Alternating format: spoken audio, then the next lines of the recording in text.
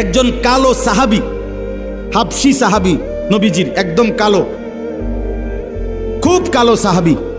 এই কালো একজন সাহাবী, একদিন উনার একটা অভ্যাস ছিল, তাফসীরের মধ্যে আছে, উনি মাঝে মাঝে নবীজির সামনে আইসা বসতেন, নবীজির চেহারা মোবারকের দিকে তাকাইতেন, একটু পরে উঠতে চলে যাইতেন। একদিন নিরিবিলি একাকী পাইয়া নবীজি সাল্লাল্লাহু আলাইহি সাল্লামকে এই হাবশি সাহাবী একটা কথা জিজ্ঞেস করছে, ইয়া রাসূলুল্লাহ, আমার একটা কথা আছে। বললে বলো। তো এই হাবশি কালো সাহাবী বলতেছেন, ইয়া রাসূলুল্লাহ সাল্লাল্লাহু আলাইহি ওয়াসাল্লাম, আমার জানার বিষয়টা হইল, আপনাকে আল্লাহ তাআলা যে বাহ্যিক সৌন্দর্য দান করেছেন, আপনি সর্বশ্রেষ্ঠ সুন্দর, আর আমি একেবারে কালো। আপনার পবিত্র শ্রেষ্ঠ সৌন্দর্যের সামনে আমার কোনো তুলনাই হয় না, কারোই তুলনা হয় না, হয় কারো তুলনা। নবী সাল্লাল্লাহু আলাইহি সাল্লাম, তার সৌন্দর্য কারোর সাথেই তুলনা হয় না, তিনি সমস্ত সৌন্দর্যের মধ্যে সর্বশ্রেষ্ঠ সুন্দর।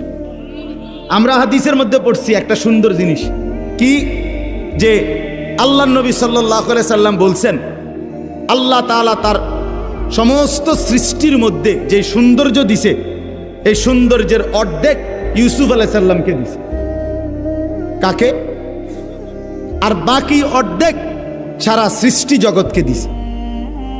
এই হলো অর্ধেক অর্ধেক। তাহলে এখন অর্ধেক সৌন্দর্য পাইল ইউসুফ নবী, বাকি অর্ধেক পাইল আল্লাহর এই সমস্ত মাখলুকাত।